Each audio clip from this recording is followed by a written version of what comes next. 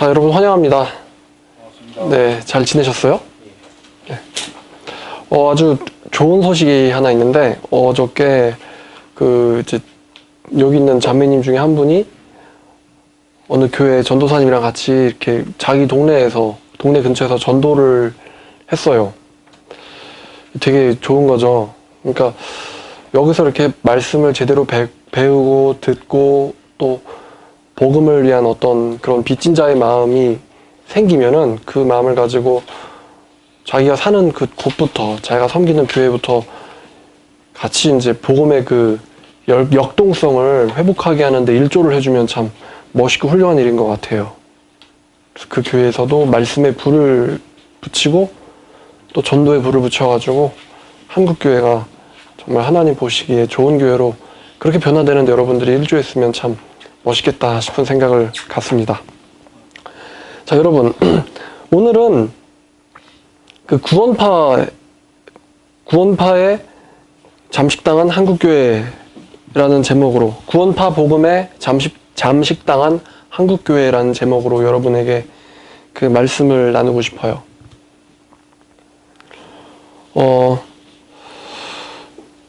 제 생각엔 말입니다. 구원파는요, 선교를 할 필요가 없어요. 왠지 아세요? 이미 한국교회가 다 구원파의 교리대로 믿고 있거든요. 대부분의 한국교회들이. 굳이 뭐 자기네 교리를 믿어야 된다, 그럴 필요가 없는 거예요. 이게 무슨 얘기냐면은, 자, 여러분, 그 요한계시록 22장 맨 마지막 절 혹시 어떤 내용인지 아세요?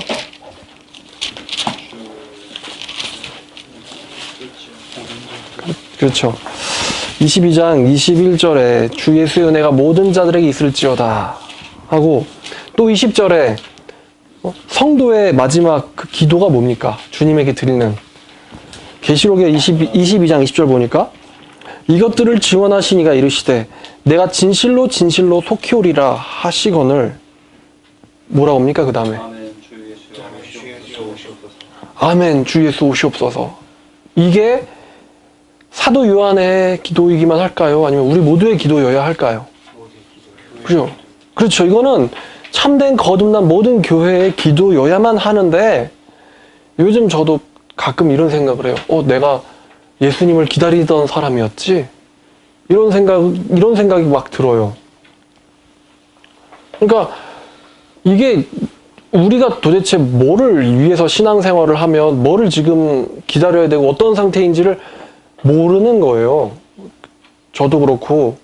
그래서 우리의 어떤 정말 간절한 소망은 어제도 오늘도 내일도 주님 오시는 게 소망이어야 되는데, 현실적으로는 주님이 오신다는 것조차 별로 뭐 신경도 안 쓰고, 왜 그러겠어요, 그게?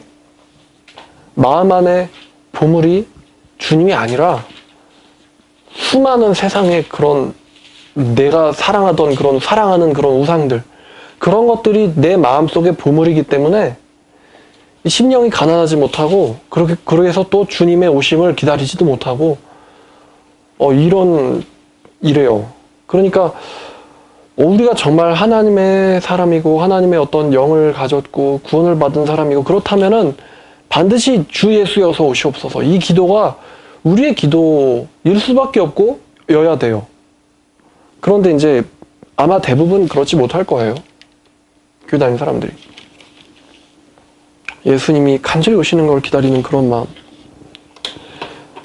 그래서 참 재밌는 비유가 있어요. 재밌는 제가 이야기가 생각이 났는데, 주님이 주님이 우리를 신랑 신부로 비유했잖아요. 잔치 신랑을 기다리는 신부로 우리를 비유했잖아요. 자, 근데 그 주님이 이제 때가 다 된 것 같다. 그래서 한번 많이들 나를 기다리고 있겠지? 이러고서는 주님이 그 집문을 확 열었어요. 확 이렇게 열어가지고 이렇게 봤더니 글쎄 앞에 아무도 없는 거예요. 분명히 누군가 막 이렇게 신랑이 언제 올까 하고 이러고 기다리고 있어야 되는데, 주님이 그 잔치, 결혼잔치집 문을 확 열었는데, 열고 봤더니 앞에 아무도 없어요. 근데 저기 사람이 막 웅성웅성하고 저기 몰려있어, 저기. 주님이 보시니까. 거기 봤더니만 거기가 글쎄 상홍이네 집이에요. 그러니까 주님이 딱 보시고는 이상하다. 쟤는 지옥에 있는데 왜 저기 저렇게 사람이 바글바글 몰려 있지? 그리고 거기에 이제 그 길자라는 사람이 있어요.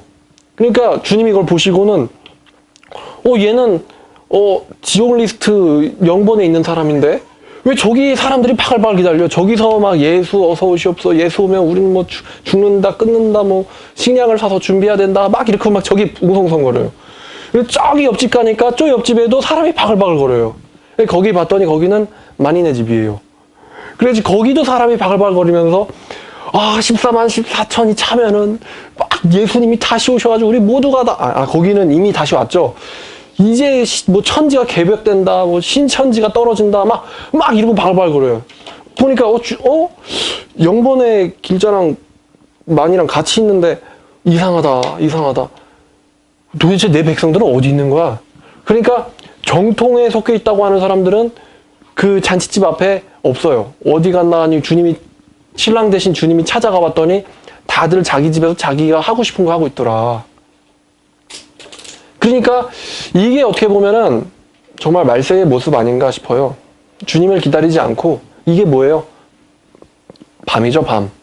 정말 낮에 주님을, 그러니까 우리가 빛에 속한 자녀로서 주님의 오심을 기다리는 깨어있는 자가 아니라 밤에 영적으로 자고 있고 영적으로 죽어 있는 거예요. 그러니까 주님이 언제 오시든 안 오시든 관심이 없어요.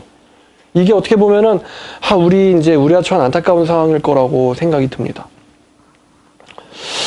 근데 구원파에서는 한 가지만 말씀을 드리고 이제 나가겠습니다. 구원파에서는요, 우리가 회개를 하는 사람은 그 사람은 구원받은 게 아니라는 얘기를 합니다.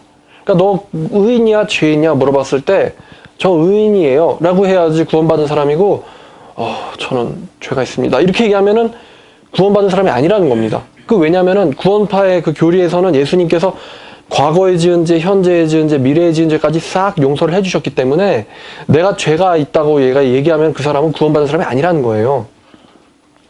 근데 우리는 그렇다면은 이 바울의 말을 우리는 눈여겨볼 필요가 있어요.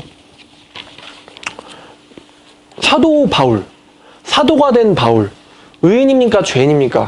그쪽의 교리대로 따지면 교리대로 따지면 의인이죠. 그럼 바울은 자기 자신을 의인이라고 고백을 해야 되거든요.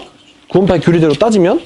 고린도전서 15장 9절 10절을 보시면은 바울의 어록이 나와요. 바울이 뭐라고 얘기하냐면은 자 9절 보니까 나는 사도 중에 가장 작은 자라. 나는 하나님의 교회를 박해하였으므로 사도라 칭함받기를 감당하지 못할 자니라. 그러나 나의 나된 것은 하나님의 은혜로 된 것이니 내게 주신 그의 은혜가 헛되지 아니하며 내가 모든 사도보다 더 많이 수고하였으니 내가 한 것이 아니요 오직 나와 함께 하신 하나님의 은혜로다. 자 이렇게 바울이 고백을 하는데 9절 보니까 뭐래요?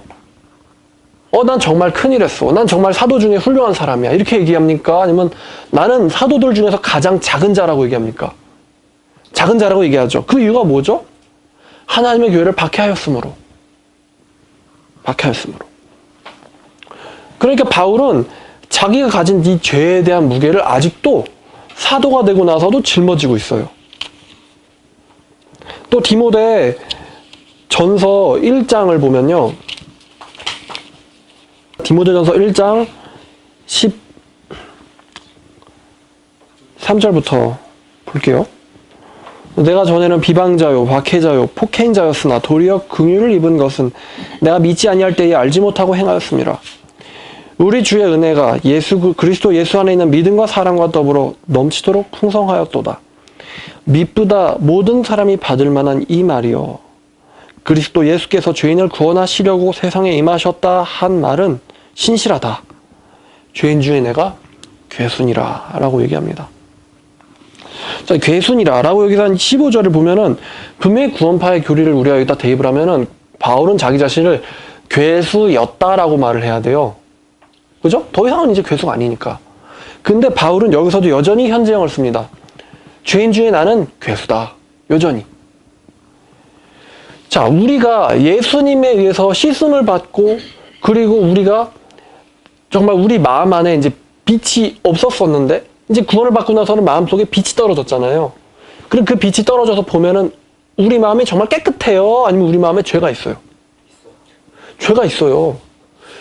내가 거듭나지 못했을 때는 죄라고 여기지도 않았던 것들이 보여지기 시작합니다. 그럼 내 안에 더러운 게 있어요. 이거 추악해 정말. 내가 너무 많은 사람들을 상처 주고 나는 저 사람들한테 마치 원수처럼 행동했어. 주님이 이걸 원하시지 않으셔. 이거 어떡해. 막 자기를 갈고 닦아서 더 말씀으로, 더 말씀의 빛을 더 환하게 이 조도를 더 밝게 올려요. 더 밝게 올려서 더 나를 씻어. 말씀을 가지고 더 밝혀요. 그럼 더 밝히면 더 밝힐수록 내 안에 깨끗해요? 여전히 더러워요. 예전에 내가 예수 믿은 지 1년밖에 안 됐을 때 보이지 않던 것들이 예수 믿은 지 10년이 되고 15년이 되고 20년이 될수록 더 잘 보이는 거예요. 이제는 정말 내가 예수 믿었을 때, 예수 믿은 지 1년 되었을 때는 여기까진 괜찮겠지라고 생각하던 것조차도 예수 믿은 지 10년, 20년 되고 나니까 그것조차도 이건 주님이 기뻐하시는 게 아니구나. 아니었구나. 느껴지는 거예요. 그러니까 바울이 얘기하는 것은 내가 점점 더 나란 자신을 알고 주님의 말씀을 가지고 알고 알아서 들어갈수록 그 안에 뭐가 있냐? 그 안에 뭐가 발견되느냐? 나라는 자신은 정말로 하나도 남김없이 다 십자가에 넘겨져야 될 자구나.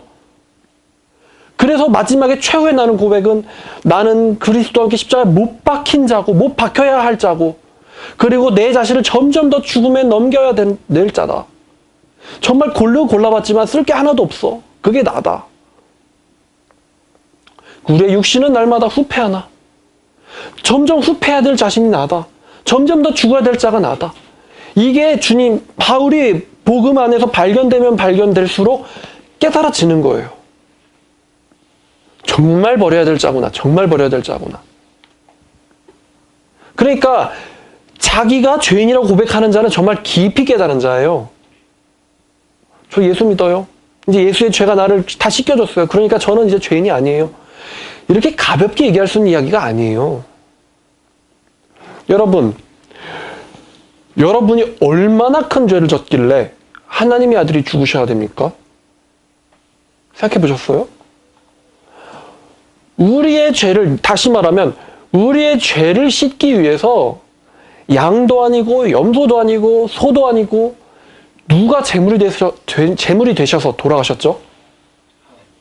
하나님의 아들 예수 그리스도. 그분의 피값이 아니면 모든 사람이 나 대신 죽는다 할지라도 나는 구원받기에 합당치 않아요. 너무나 큰 죄를 졌기에 지옥에 가야만 되고 죽어야만 돼요. 사망에 던져져야만 돼요. 너무나 큰 죄를 졌기 때문에 하나님의 아들이 대신 돌아가셨어요. 그래서 그 아들이 죽으시면서 나에게 해주신 말씀이 이제 너는 죄가 없다. 내가 다 씻겼다. 이렇게 유언을 하시고 죽으셨어요. 자, 근데 여러분이 그 예수님의 마지막 숨 끊어지는 모습을 봤다고 생각을 해보세요.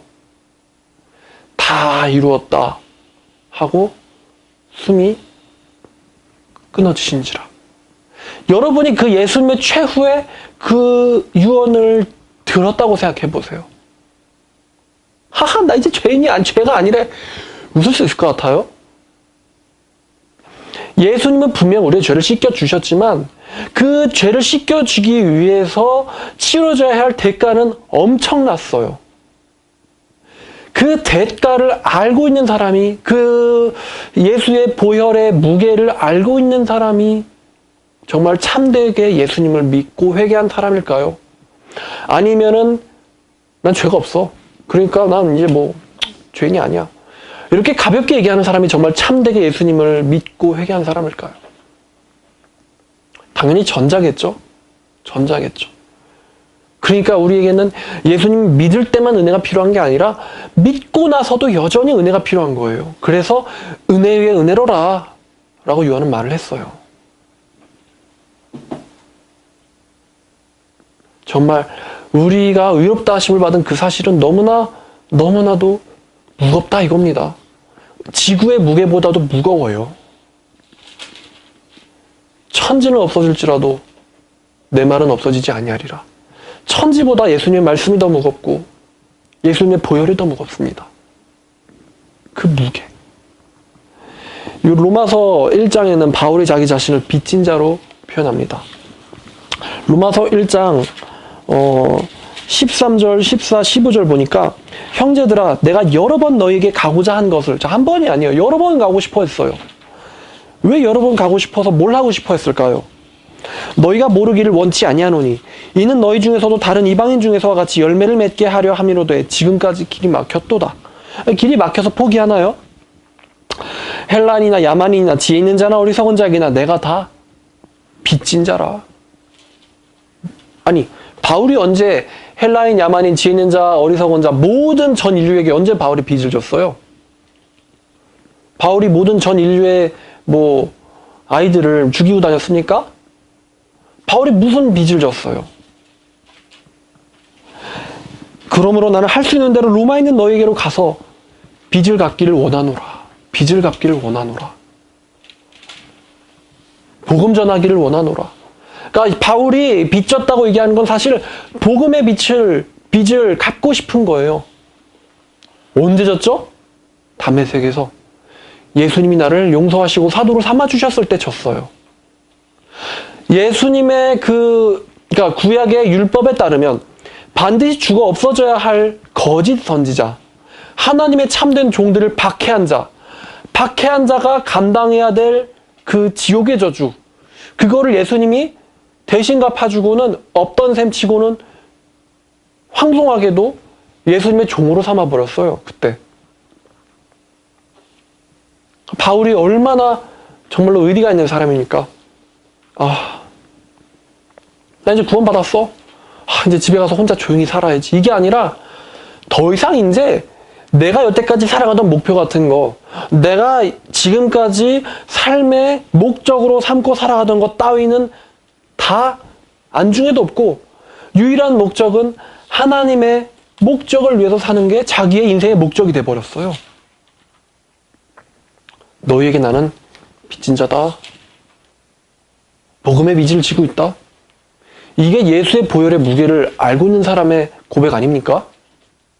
여러분, 우리가 왜 전도해야 되죠? 교회 인원수 늘리기 위해서인가요? 건축하기 위해서인가요? 왜죠? 우리 역시 빚진 자이기 때문이에요. 왜 예수님이 여러분을 구원해줘야 합니까? 왜 구원해줘야 되죠? 우리가 영접 기도했기 때문인가요? 우리가 믿고 있다라고 고백했기 때문이에요? 나 죄인인 거 나도 알아요. 인정하고 깨달았기 때문이에요. 왜 예수님이 우리를 구원해줘야 되죠? 예수님의 신실하심 때문이에요. 우리의 고백 때문이 아니라. 만일 우리의 고백, 우리의 영접 기도 때문에 우리가 구원받았다고 생각한다면 그거는요, 행위 구원이에요. 믿는다라고 하는 행위를 갖고 있는 거예요. 믿는다라는 행위 구원을 우리가 하고 있는 거예요. 한국교회가 여태까지 그렇게 가르쳤어요. 행위 구원 이단이라고 하면서 믿음 그 자체를 행위 구원으로 만들어버렸어요. 내가 믿는다라고 고백하기만 하면, 고백도 아니지만 내가 믿는다고 입에서 믿어요라고 읊조리기만 하면 그거를 구원으로 쳐버렸어요. 진짜 믿고 회개한다는 건 어떻게 하는데요, 그거? 사람의 마음은 매우 간교해가지고 누가 능히 그 마음을 알 수 있으리요. 예레미야가 얘기했죠. 예레미야서에서. 그러면 하나님은 시험해서 하세요. 하나님 모르시기 때문에 시험하시는 게 아니고 우리로 하여금 알게 하기 위해서. 여러분, 내가 예수를 믿습니다라고 얘기할 때 정말 이렇게 목소리를 막 흐느끼면서 믿어요, 저. 이렇게 얘기하면 진짜 그거 확신할 수 있는 겁니까? 아니면은 그 기도할 때 눈물을 흘리고 엉엉엉 운다고 하면은 그게 확신할 수 있는 겁니까? 아니에요. 사람이 얼마나 가증한데요. 눈물 돌리고요, 울먹이기도 하고요, 다 속여요. 자기도 속이고 남도 속이고 모든 사람들 다 속이고 하나님도 속입니다. 자기는 속인다고 믿고 있겠지만. 근데 그러면 그렇게 얘기한다고 그 사람이 구원받은 사람입니까? 아니에요. 아니에요. 계시록의 13장에 이런 말씀이 있습니다. 계시록 13장 8 8절부터 10절까지. 죽임을 당한 어린 양의 생명책에 창세 이후로 이름이 기록되지 못하고 이 땅에 사는 자들은 다 그 짐승에게 경배하리라. 누구든지 귀 있는 자는, 예수님의 이거는 뭐 고정 멘트죠. 귀 있는 자는 정말 중요한 말씀을 하실 때 하시는 말씀이에요. 귀 있는 자는 이 말을 들을지어다. 사로잡힐 자는 사로잡힐 것이요 칼에 죽을 자는 마땅히 칼에 죽을 것이니 성도들의 인내와 믿음이 여기 있느니라. 무슨 얘기입니까? 성도들의 인내와 믿음이 그 사람의 입술에 고백이 있다고 말합니까? 그 사람들의 눈물에 있다고 말합니까? 교회에서 너 구원 받았어 이렇게 인정해 주는데 구원이 있다고 말합니까? 믿음이 있다고 말합니까? 아니면 그 교적부에 이름 적혀 있으면 거기에 구원이 있다고 말합니까? 뭐에 있다고 말하죠? 여기에. 어디에? 죽을지라도 충성하라. 그리하면 내가 생명의 멸류관을 네게 주리라. 설령 죽을지라도 사로잡힐 자는 사로잡혀서 죽을 것이고 칼에 죽을 자는 칼에 죽을 것이고 그렇다 할지라도 예수님이 나의 주님이시라는 이 8절 말씀, 예수님이 주님이시라는 이 고백을 부인하지 않고 짐승에게 경배하지 않는 자, 여기에 성도들의 믿음이 있다. 쉬운 말로 하면 여기에 구원받은 사람이 드러난다는 거예요. 여기서. 또 말씀하십니다. 계시록 14장 12절 보니까 이렇게 말해요. 말씀하세요. 성도들의 인내가 여기에 있나니 그들은 하나님의 계명과 예수에 대한 믿음을 지키는 자니라. 지키는 자니라. 지켜왔던 자니라. 또 내가 들으니 하늘에서 음성이 나서 이르되 기록해라. 기록해라. 이 얘기를 기록해라. 무슨 얘기? 지금 이후로 주 안에서 죽는 자들은 복이 있도다 하시매 성령께서도 또 말씀하시기를 그러하다 그들이 수고를 거치고 쉬리니 이는 그들이 행한 일이 그들을 따름이라 하시더라. 뭐를 행했어요 그들이? 죽기까지 자기의 믿음을 지켰죠. 여기에 성도의 인내와 믿음이 있는 거예요. 내가 믿는다라고 인정한다고 해서 내가 믿는다라고 고백했고 그것을 남들이 인정했고 그것을 교회 지도자가 인정했다고 해서 거기에 믿음이 있는 게 아닙니다. 여기에 믿음이 있어요. 성경 위에. 성경 말씀 안에 믿음이 있습니다. 참된 구원을 받은 사람은요. 정말 주님이 우리의 주님이 나의 주인이시라는 것이 평생 동안 그것을 부인하지 않고 갑니다. 나의 고백에 달려있는 게 아니에요. 나의 입술에 달려있는 게 아니고 나의 행위에 달려있는 게 아니에요. 사도행전 13장 48절에 보면요. 이런 말씀이 있어요.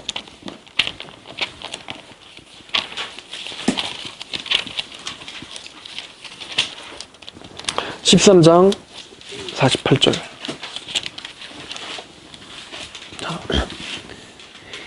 이방인들이 듣고 기뻐하여 하나님의 말씀을 찬송하며 영생을 주시기로 작정된 자는 다 믿더라. 작정된 자. 작정이 되어 있는 자. 누가 작정했죠? 성도가 작정했어요? 누가 작정하셨습니까? 주님께서 작정하셨어요. 그렇죠. 주님이 작정하신 거예요. 주님이 작정하신 자는 다 믿었다. 자, 그러면 주님이 작정 안 하셨는데도 믿을 수 있습니까? 아니겠죠? 요한복음 6장 35절부터 40절까지 가면은 이 비밀이 나옵니다. 구원의 비밀이. 자, 요한복음 6장 35절부터 볼게요. 예수께서 이르시되 나는 생명의 떡이니 내게 오는 자는 결코 줄이지 아니할 터이요 나를 믿는 자는 영원히 목마르지 아니하리라. 자, 내게 오는 자와 나를 믿는 자는 같은 사람이에요. 근데 여기서만 보면은 마치 우리가 우리의 의지로 주님에게 가고 우리의 의지로 주님을 믿는 것처럼 보여져요. 근데 우리는 문맥을 통해서 봐야 되니까 더 봐야겠죠. 그러나 내가 너에게 이르기를 너희는 나를 보고도 믿지 아니하는도다 하였느니라. 37절 아버지께서 내게 주시는 자는 다 내게로 올 것이요 내게 오는 자는 결코 내가 내쫓지 아니하리라. 자, 누가 예수님에게로 옵니까? 아버지께서 주시는 자. 내가 가는 자예요? 그러니까 자기 위주로 오는 자예요? 아니면 아버지께서 주시는 자예요? 아버지께서 주시는 자죠? 아버지께서 주시는 자는 다 내게로 오게 될 것이요 그리고 내게 오는 자는 내가 결코 내쫓지 아니할 것이다. 내가 하늘에서 내려온 것은 내 뜻을 행하려 함이 아니요 나를 보내신 이의 뜻을 행하려 함이로다. 나를 보내신 이의 뜻은 내게 주신 자 중에서 내가 하나도 잃어버리지 않고 마지막 날에 다시 살리는 이것이니라. 내 아버지의 뜻은 아들을 보고 믿는 자마다 영생을 얻는 이것이니 마지막 날에 내가 이를 다시 살리리라 하시니라. 자, 39절과 37절에 보면은 아버지께서 내게 주신 자라는 말이 있습니다. 내가 가는 게 아니고 내가 가면은 그게 예수님께로 가지는 게 아니고 아버지께서 주신 자만이 아버지께서 약속하신 자만이 나에게로 올 수 있다라고 예수님께서 말씀하셨어요. 자, 그러면 또 이 말이 되게 어려운 말이에요. 뭐야, 이거 내가 가는 거라고 말씀하셨으면서 또 동시에 아버지께서 주시는 자만이 나에게 주시는 자가 올 거라고 말씀하셨는데 이거 되게 어렵다. 이 얘기를 가지고 제자들이 또 어려워했어요. 요한복음 6장 60절 보니까 제자들 중 여럿이 듣고 말하되 이 말씀은 어렵도다. 능히 들을 수 있느냐 한데 예수께서 스스로 제자들이 이 말씀에 대하여 수군거리는 줄 아시고 이르시되 이 말이 너에게 걸림이 되느냐? 자, 지금 여기서 제자라고 말했지만 이 사람들 진짜 제자인지는 끝까지 읽어봐야 알 수 있습니다. 그러면 너희는 인자가 이전에 있던 곳으로 올라가는 것을 본다면 어떻게 하겠느냐? 여기서도 신천지를 깨는 말이 나올 수 있겠네요. 예수님께서 이전에 있던 곳, 천상 하늘나라죠? 예수님 사람입니까? 하나님이십니까? 그렇죠. 사람이시자 동시에 참 하나님이시죠. 인자가 이전에 있던 곳으로 올라간다면 너희는 어떻게 하겠느냐? 살리는 것은 영이니 영의 말씀이니 육은 무익하니라. 내가 너에게 이런 말은 영의 말이요 생명이라. 이 말 하면은 여러분은 뭐가 생각나죠? 뭐가 생각나야죠? 고린도전서 2장에 육에 속한 자는 하나님의 일을 받아들이지 아니하나니 이는 그것이 그에게 어리석게 여겨지기 때문이요 또 알 수도 없나니 이는 그것이 영적으로 분별되기 때문이라. 이 말씀은 기억나야 돼요. 예수님의 말은 영이요 생명이라. 자, 이 살리는 것은 영이니 육이 무익하니라. 내가 너에게 말해준 것은 영적인 말이요 생명의 말이라. 그러나 너희 중에는 믿지 아니하는 자들이 있느니라 하시니 이는 예수께서 믿지 아니하는 자들이 누구며 자기를 팔 자가 누구인지 처음부터 아심이라. 우리의 의지로 믿는다고 한다면 처음부터 믿지 않을 자들을 아신다라는 말씀이 있을 수가 없습니다. 근데 이렇게 얘기하셨어요. 또 이르시되 그러므로 내가 전에 그러니까 한 번 얘기했던 거죠. 전에 너네들한테 말했던 것처럼 내 아버지께서 오게 하여 주지 아니하시면은 누구든지 내게로 올 수 없다 하였노라 하시니라. 자, 여기서 내게로 온다는 게 그 물리적인 거리를 말하는 겁니까? 예수님께로 가가지고 예수님 붙잡는 거는 아무나 할 수 있어요. 이 당시에 있었던 사람이라면. 근데 지금 예수님께서 말씀하셨다는 거는 물리적인 거리가 아니라 영적인 거리예요. 아버지께서 오게 해주시지 않으면 아무 중 나에게로 와서 내 옆에 있을 수가 없다. 천국에 올 수 없다는 얘기죠. 그러니까 이 얘기를 듣고는 사람들이 어떻게 반응하냐면은 빡칩니다. 화가 나요. 인정할 수 없다 이거죠.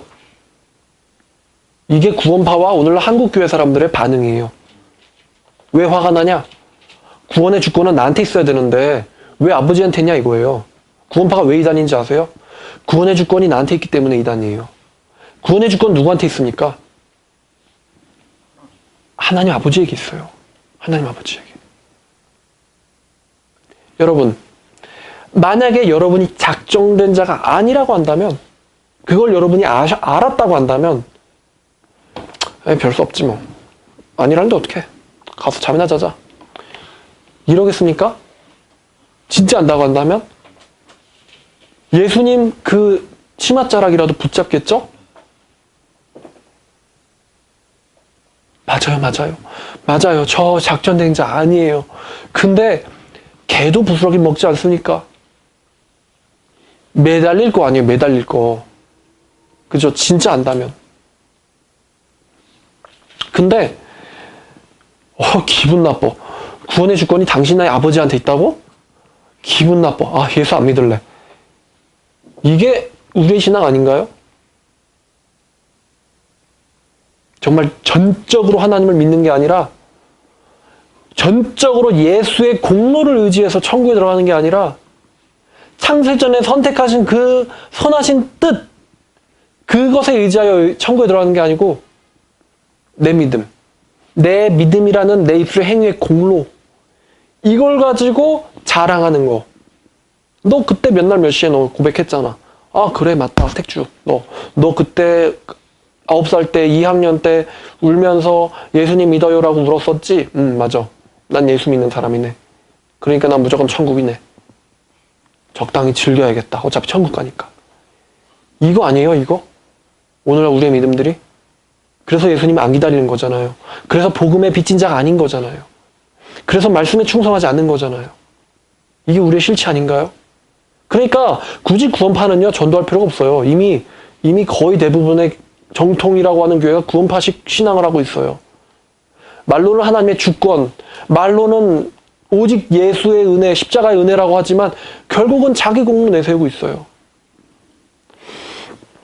자, 그래서 되게 기분 나쁜 거예요. 그래서 그때부터 그의 제자 중 많은 사람들이 떠나가고 다시는 그와 함께 다니지 아니하더라. 뭔 얘기예요? 아, 예수 저 사람 재수없다. 기분 나빠. 이거 아니에요? 근데 예수께서 12제자에게 이르시되 너희도 가려느냐? 자, 예수님이 이 60절부터 그러니까 65절 말씀을 하심으로 인해서 제자라고 하는 사람들 다 떠나버렸어요. 그럼 예수님 나쁜 사람이네? 예수님이 실족시켰잖아요. 예수님 나쁜 사람이네요. 예수님이 구원받을 사람, 교회 다닐 사람 다 실족시켜서 내보내버렸네. 예수님 나쁜 사람이에요? 아니에요. 이게 예수님이 하시는 일이에요. 마태복음 3장에서 세례 요한이 말했죠. 그분은 자기의 타작마당을 정결케 하되 어떻게? 철저히 정결케 하실 것이며 미랄은 묶어서 곳간에 쭉정이는 꺼지지 않는 불에 태우시리라. 이게 예수님이 하시는 일이에요. 또 히브리서 12장에도 기분 나쁘다고 할 게 아닙니다. 천국엔요, 거듭나지 못한 사람은 절대로 가서는 안 돼요. 실수로라도 가서는 안 돼요, 거기는. 거기는 거듭난 사람만 가야 되고요. 혹여나 하나님의 천사가 실수해서 앉아있다 할지라도 예복이 없으면 발견돼서 쫓겨나야 되는 곳이 그게 천국의 원칙이에요. 12장 보니까 12장 29절에 우리 하나님은 소멸시키는 불이심이라 누구를 소멸시켜요? 우리 하나님은 다 태워요. 근데 27절 보니까 6절 보니까 내가 또 한 번 땅뿐만 아니라 하늘도 다 흔들어 버리리라. 세상뿐만 아니라 교회도 다 흔들어 버리겠다. 그럼 이 흔든다는 말이 뭐죠? 흔들리는 것들을 제거하고 흔들리지 않는 것들만 남겨놓으려는 거예요. 그래서 우리 하나님은 소멸시키는 불이라. 자, 흔들어 버려요. 모래 위에 집을 지은 사람, 반석 위에 집을 지은 사람 다 같이 흔들어 버려요. 우리 하나님께서. 그러면은 어디 위에 지은 집은 절대로 안 무너질까요? 반석이요. 그렇죠. 반석 위에 터를 잡은 집은 절대로 안 무너지겠죠. 풍파와 창수 누가 불게 하시는 겁니까? 하나님이. 하나님 불게 하는 거예요. 절대로 안 무너지겠죠. 반석 위는. 그러나 모래 위에 지은 집은 자기 생각, 자기 믿음, 자기 입술의 고백, 이 위에 자기 신앙을 쌓은 사람들은 그 시험이 올 때 즉시 와르르르 무너지되 무너짐이 극심하니라. 기쁨으로 받되 뿌리가 없으므로 박해나 환란이 닥쳐오면 즉시 실족하는 사람. 이런 식의 신앙생활을 우리가 하고 있다 이겁니다. 깨어 있어야겠죠. 정말로. 자, 그래서 예수님이 그 베드로한테 12제자한테 이렇게 얘기했어요. 너희도 가려느냐? 그러니까 예수님이 되게 좀 오만하게 말씀하셨는데 사실 오만한 것도 아니죠. 본인이 천국의 열쇠를 쥐고 계신 분이니까. 그 베드로가 뭐라고 얘기하냐면은 주여. 할렐루야. 주여, 우리가 어디로 가리이까? 당신에게는 영생의 말씀이 있습니다. 당신에겐 영생의 말씀이 주께 있사오니 우리가 누구에게로 가오리까? 당신이 우리를 내쫓아도요, 우리는 갈 데가 없어요. 왜냐하면 당신에게 영생의 말씀인데 우리가 어디로 가겠습니까? 주님이 내쫓아도 안 가요.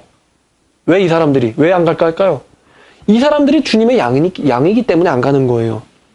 우리가 주는 하나님의 거룩하신 자인 줄 믿고 알았사옵나이다. 예수께서 대답하되, 자, 되게 재밌어요. 분명히 신앙 고백을 제자들이 했는데 예수님은 또 이렇게 말씀하십니다. 내가 너희 12를 선택하지 않았느냐. 분명히 신앙 고백은 제자들이 하고 있는데 누가 선택했다고 말을 하고 있죠?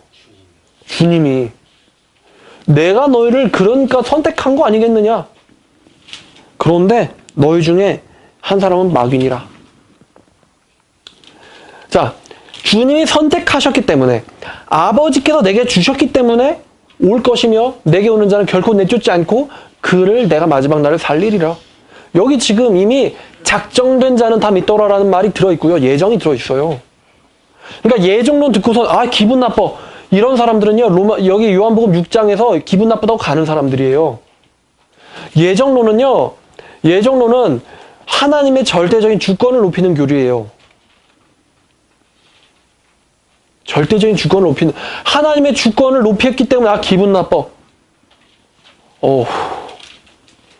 이건 뭐 우리의 구원을 놓고는 하나님과 혁성 테이블에 앉아보자 이거죠. 그러니까요. 자기가 어떤 처지인지 모르는 거예요. 자기가 마치 전능한 자와 동등한 거예요, 지금. 자, 내가 고백했으니까 넌 나 구원해. 이런 거죠. 내가 지금 나 믿어 이렇게 고백했잖아. 자, 내가 이거 해놨으니까 당신도 나 구원해. 싫어? 가야겠다. 이거예요. 하나님을 구원의 시다바리로 보는 거예요. 예정론 안 믿는 사람들은.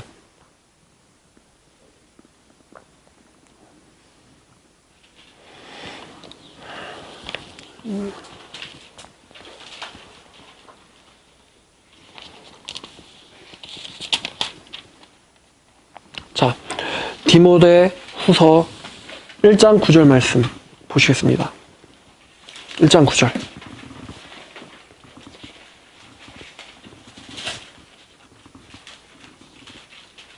1장 9절 말씀이 정말 은혜를 주네요. 하나님이 우리를 구원하사 거룩하신 소명으로 부르심은 우리의 행위대로 하심이 아니요 오직 자기의 뜻과 영원 전부터 그리스도 예수 안에서 우리에게 주신 은혜대로 하심이라. 누구의 뜻으로 부르셨습니까? 하나님의 뜻으로 부르셨습니다. 우리의 입술의 고백도 아니고요, 우리의 어떤 확신, 우리의 행위나 이런 게 아니라 하나님의 뜻으로 우리를 부르셨어요. 그 결과 우리는 회개를 하였고, 그 결과 우리는 예수님을 주로 고백하게 되었고, 그 결과 우리는 예수님을 사랑하게 되었습니다. 예수님을 내 능력으로 사랑할 수 있었던 게 아니고 하나님께서 우리를 불러주셨기 때문에 우리가 예수님을 사랑할 수 있었던 거예요. 먼저 그가 우리를 부르셨기 때문에, 먼저 그가 우리에게 성령의 빛을 주셨기 때문에 우리가 말씀을 보고 깨달아서 그를 주로 고백할 수 있게 되었던 겁니다. 자, 신명기 30장을 보겠습니다. 여기에는 너무나 은혜로운 영원한 하나님의 언약이 들어있습니다. 신명기 30장 1절 2절입니다. 내가 내게 진술한 모든 복과 저주가 내게 임함으로 내가 내 하나님 여호와께로부터 쫓겨난 모든 나라 가운데서 이 일이 마음에 기억이 나거든. 어떤 일? 나 때문에 예수가 돌아가셨구나. 내가 죄인이었구나. 우리 민족의 잘못 때문에 하나님께서 우리를 바벨론으로 넘기신 거구나. 하나님이 나쁜 게 아니고 내가 잘못한 거구나. 기억이 나거든. 너와 내 자손이 내 하나님 여호와께로 돌아와 내가 오늘 내게 명령한 것을 온전히 마음을 따라 다하고 뜻을 다하여 여호와의 말씀을 청종하면. 회개의 영이 온 거죠. 내 하나님 여호와께서 마음을 돌이키시고 너를 긍휼히 여기사 포로에서 돌아오게 하시되 내 하나님 여호와께서 흩으신 그 모든 백성 중에서 너를 모으시리니. 내 쫓겨간 자들이 하늘가에 있을지라도 내 하나님 여호와께서 거기서 너를 모으실 것이며 거기서부터 너를 이끄실 것이라. 내 하나님 여호와께서 너를 내 조상들이 차지한 땅으로 돌아오게 하사 내게 다시 그것을 차지하게 하실 것이며 여호와께서 또 너에게 선을 행하사 너를 내 조상들보다도 훨씬 더 너를 번성하게 하실 것이며 형통하게 하신다는 얘기죠. 6절 내 하나님 여호와께서 너의 마음과 내 자손의 마음에 할례를 베푸사 너로 마음을 다하여 뜻을 다하여 내 하나님 여호와를 사랑하게 하사 너로 생명을 얻게 하실 것이며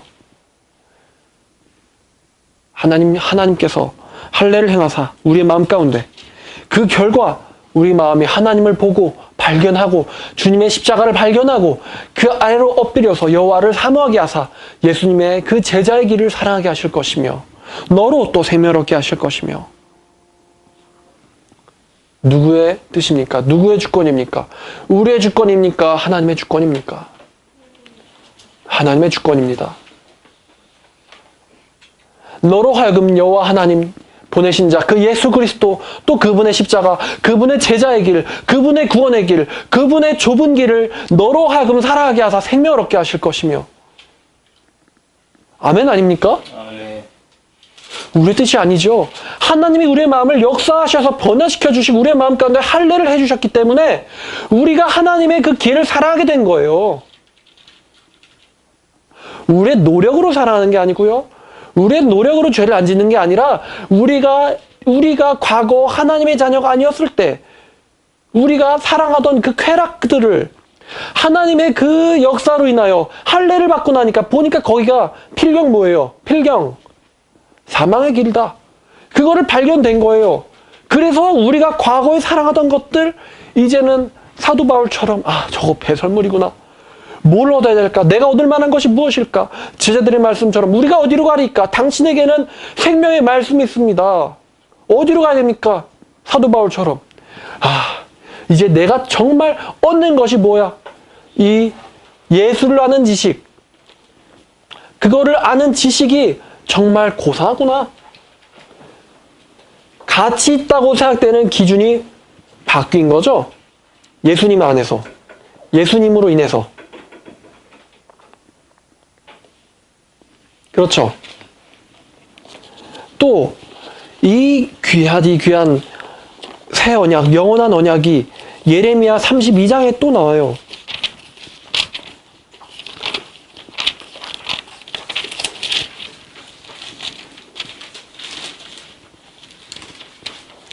자, 너무나 좋은 말씀이 있기 때문에 31장 31절부터 보겠습니다.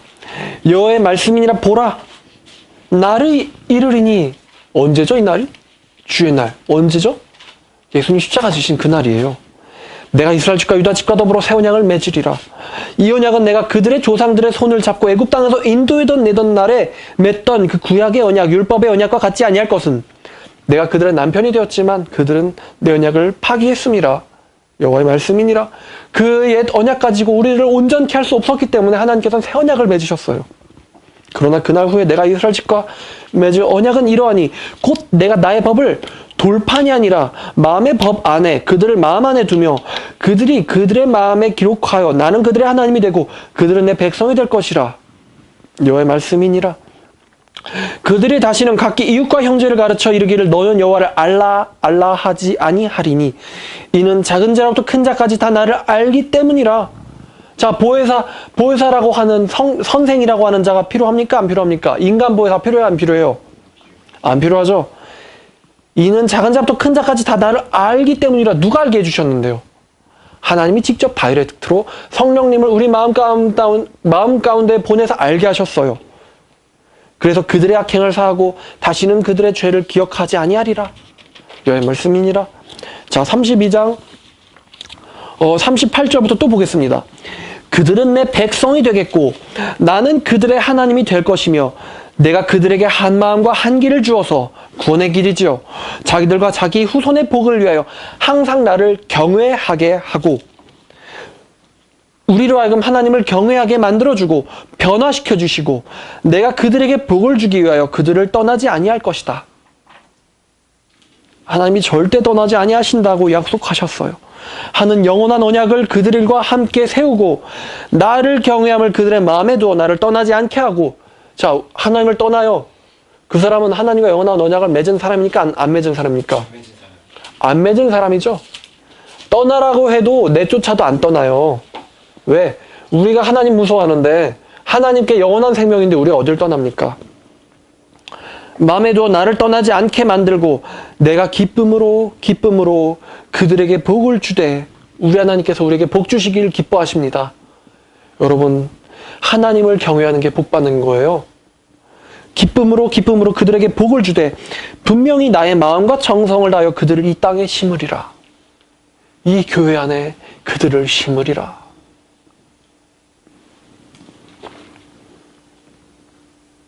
여호와께서 이와 같이 말씀하시니라. 내가 이 백성에게 이 재앙을 내린 것처럼 이 허락된 모든 복을 그들에게 내리리라. 하나님께서 여러분을 심으셨습니다. 정말 아멘이죠. 여러분, 거듭난 사람은 성령께서 그 사람 안에 있고 그 사람을 떠나지 아니하시며 그 사람도 여호와 하나님을 떠날 수 없고 또 그 성령께서 그분의 능력을 통해서 그 사람을 변화시킵니다. 지식을 변화시키시고 삶을 변화시키시고 인생을 변화시킵니다. 그 사람들이 살아갈 인생을 보면, 그 사람들이 살아온 인생을 보면 그 사람이 여호와께 속한 사람인지 아니면 사단에게 속한 사람인지 드러납니다.